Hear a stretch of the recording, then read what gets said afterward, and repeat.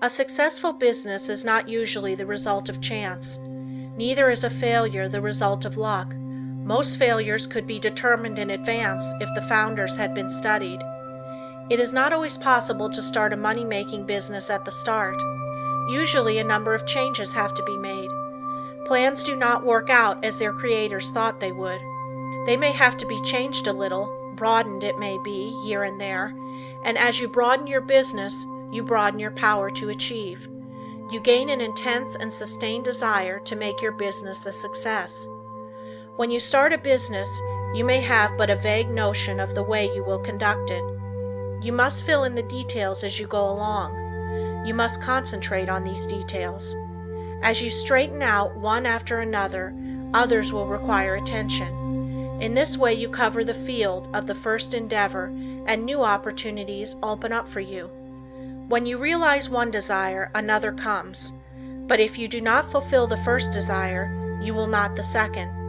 The person that does not carry his desires into action is only a dreamer. Desire is a great creative force if it is pure, intense, and sustained. It is our desires that keep stirring us up to action, and they will strengthen and broaden you if you make them materialize. Every man who achieves success deserves it. When he first started out, he did not understand how to solve the problems that afterwards presented themselves. But he did each thing as it came up in the very best way that he could, and this developed his power of doing bigger things. We become masters of business by learning to do well whatever we attempt. The man that has thorough knowledge of his business can of course direct it much more easily and skillfully than the man who lacks that knowledge. The skilled business director can sit in his private office and still know accurately what is actually being done. He knows what should be done in any given time, and if it is not accomplished, he knows that his employees are not turning out the work that they should. It is then easy to apply the remedy. Business success depends on well-concentrated efforts. You must use every mental force you can muster. The more these are used, the more they increase. Therefore, the more you accomplish today, the more force you will have at your disposal with which to solve your problems tomorrow.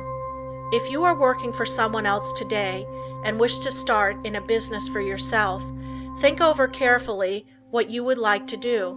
Then when you have resolved what you want to do, you will be drawn towards it.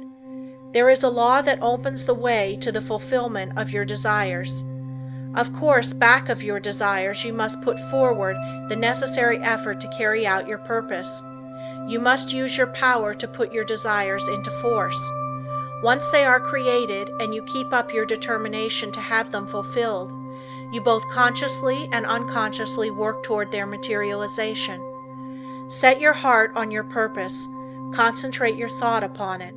Direct your efforts with all your intelligence, and in due time you will realize your ambition. Feel yourself a success. Believe you are a success, and thus put yourself in the attitude that demands recognition, and the thought current draws to you what you need to make you a success. Don't be afraid of big undertakings. Go at them with grit, and pursue methods that you think will accomplish your purpose. You may not at first meet with entire success, but aim so high that if you fall a little short, you will still have accomplished much. What others have done, you can do. You may even do what others have been unable to do. Always keep a strong desire to succeed in your mind. Be in love with your aim and work, and make them, as far as possible, square with the rule of the greatest good to the greatest number, and your life cannot be a failure. The successful business attitude must be cultivated to make the most out of your life, the attitude of expecting great things from both yourself and others. It alone will often cause men to make good, to measure up to the best that is in them. It is not the spasmodic spurts that count on a long journey, but the steady efforts. Spurts fatigue and make it hard for you to continue. Rely on your own opinion. It should be as good as anyone else's. When once you reach a conclusion, abide by it. Let there be no doubt or wavering in your judgment. If you are uncertain about every decision you make, you will be subject to harassing doubts and fears which will render your judgment of little value. The man that decides according to what he thinks right and who learns from every mistake acquires a well-balanced mind that gets the best results. He gains the confidence of others. He is known as the man that knows what he wants, and not as the one that is as changeable as the weather. The man of today wants to do business with the man that he can depend upon. Uncertainties in the business world are meeting with more disfavor.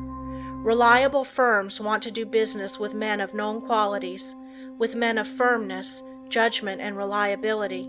So if you wish to start in business for yourself, your greatest asset, with the single exception of a sound physique, is that of a good reputation. A successful business is not hard to build if we can concentrate all our mental forces upon it. It is the man that is unsettled because he does not know what he wants that goes to the wall. We hear persons say that business is trying on the nerves, but it is the unsettling elements of fret and worry and suspense that are nerve exhausting, and not the business. Executing one's plans may cause fatigue. Enjoyment comes with rest. If there has not been any unnatural strain, the recuperative powers replace what energy has been lost. By attending to each day's work properly, you develop the capacity to do a greater work tomorrow. It is this gradual development that makes possible the carrying out of big plans. The man that figures out doing something each hour of the day gets somewhere. At the end of each day, you should be a step nearer your aim. Keep the idea in mind that you mean to go forward, that each day must mark an advance, and forward you will go. You do not even have to know the exact direction, so long as you are determined to find the way. But you must not turn back once you have started. Even the brilliant men's conceptions of the possibilities of their mental forces are so limited and below their real worth that they are far more likely to belittle their possibilities than they are to exaggerate them. You don't want to think that an aim is impossible because it has never been realized in the past. Every day someone is doing something that was never done before. We are pushing ahead faster. Formerly it took decades to build up a big business, but today it is only but a matter of years, sometimes of months. Plan each day's activities carefully, and you can reach any height you aim at. If each thing you do is done with concise and concentrated thought, you will be able to turn out an excellent quality and a large quantity of work. Plan to do so much work during the day, and you will be astonished to see how much more you will do than on other days when you had not decided on any certain amount. I have demonstrated that the average business working force could do the same amount of work in 6 hours that they now do in 8, without using up any more energy. Never start to accomplish anything in an indecisive, indefinite, uncertain way. Tackle everything with a positiveness and an earnestness that will concentrate your mind and attract the very best associated thoughts. You will in a short time find that you will have extra time for planning bigger things. The natural leader always draws to himself, by the law of mental attraction, ideas in his chosen subject that have never been conceived by others. This is of the greatest importance and help. If you are properly trained, you benefit much by others' thoughts, and providing you generate from within yourself something of value, they will benefit from yours. We are heirs of all the ages, but we must know how to use our inheritance. The confident, pushing, hopeful, determined man influences all with whom he associates and inspires the same qualities in them. You feel that his is a safe example to follow, and he rouses the same force within you that is pushing him onward and upward. One seldom makes a success of anything that he goes at in a listless, spiritless way. To build up a business, you must see it expanding in your mind before it actually takes tangible shape. Every great task that has ever been accomplished has first been merely a vision in the mind of its creator. Detail after detail has had to be worked out in his mind from his first faint idea of the enterprise. Finally, a clear idea was formed, and then the accomplishment, which was only the material result of the mental concept, followed.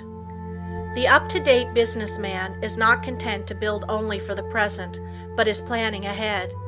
If he does not, he will fall behind his competitor, who is. What we are actually doing today was carefully thought out and planned by others in the past. All progressive businesses are conducted this way. That is why the young businessman of today is likely to accomplish more in a few years than his father did in all his life.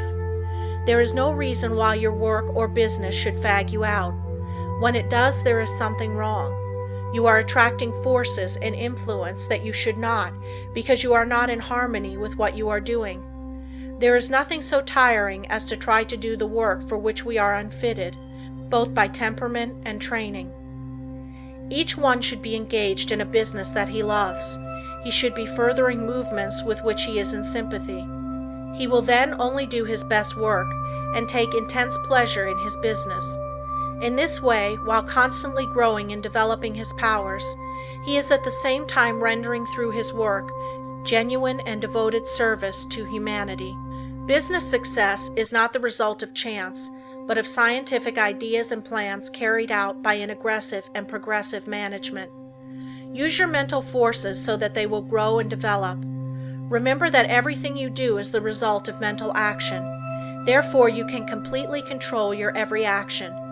Nothing is impossible for you. Don't be afraid to tackle a difficult proposition.